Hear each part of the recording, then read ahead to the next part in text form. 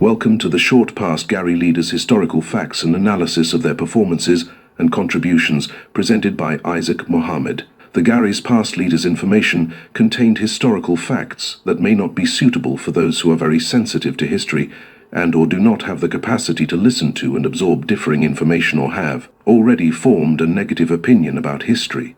If you are one of these, this is not for you to hear. Otherwise, you may listen to it at your own risk. So, let us review history of the past known Garri leaders' performances and accomplishes starting from Bule Hussein. Bule Hussein, according to oral history and written documents, it is unclear how many years Bule Hussein ruled or led the Garri people. He led the Garri people in the early 17th century. At the end of his reign, he took many of his people and fled from the Garri country, now known as Mandera County and Dawa Zone, to Juba, Somalia. Most of the people and animals who fled with him died from extreme heat and starvation. Also, those left behind were enslaved by Barana and called Gabra, slave. This enslaved Garri and their descendants became a full-fledged tribe called the Gabra tribe and are living in Kenya and Ethiopia. Some of the Bekaya, Bana and Kilia branches of the Garri tribe that settled between Kismayo and Lamu assimilated into the Bajun Somali tribe and living as Bajun thereafter. Bule Hussein's era was the darkest history of the Garri people, and Bule Hussein himself never returned. Ali Dayu.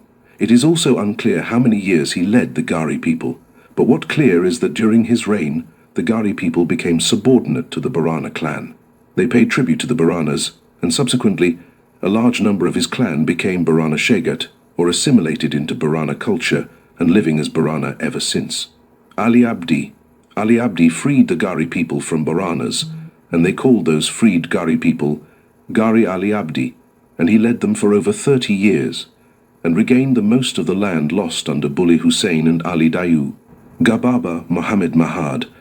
Gababa was the Garri's commander-in-chief effective December 15, 1913, while Ali Abdi was in jail in Nairobi, Kenya. Subsequently, he was named as a supreme leader of the entire Garri country by Ali Abdi. The British colonial rulers proclaimed the Garri country as Garri district, which consists of Mandera, Wajir, and parts of Marsabit, the area of 12,000 square miles. Ali Damdabal. He was the leader of the Garri people of the Elwak Somali side.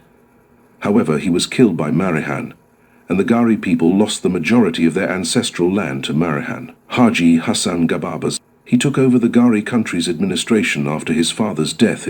The border between Ethiopia and Kenya was also determined by Haji Hassan Gababa. Haji Ali Gababa. He was the administrator of the Sololo and Moyale areas of Marsabit, and later took over of the Nagali district of Ethiopia, which became the Nogale Borana after his brother Haji Hassan Gababa's death in 1962. Ali Gababa was the third son of Gababa Muhammad. After his brother Haji Hassan Gababa was killed by Haile Selassie I, he went to Somalia and formed Gala Sidamo Liberation Front and began fighting against Haile Selassie's regime from 1962 till his death in 1972. Robo Haji Hassan Gababa, he took over the Garri region administration when his father Haji Hassan Gababa joined the Haile Selassie I administration as a member of parliament and ruled the Garri people from 1962 to 64. Unfortunately, he was killed while defending them on November 4, 1964. Hassan Goro was a British AK officer recruited by Ali Gababa and his nephew Abdullahi Haji Hassan Gababa to join NFD freedom fighters. Therefore, he wasn't a member of the Gala Sidamo Liberation Front. However, he got the opportunity to accompany Abdullahi Haji Hassan Gababa in 1992 after the Mengistu Haile Mariam regime collapsed. He assumed the role of the Garri's commander-in-chief of the Garri Defense Force in the Ethiopian side of the Garri region, what is now become Dawa Zone.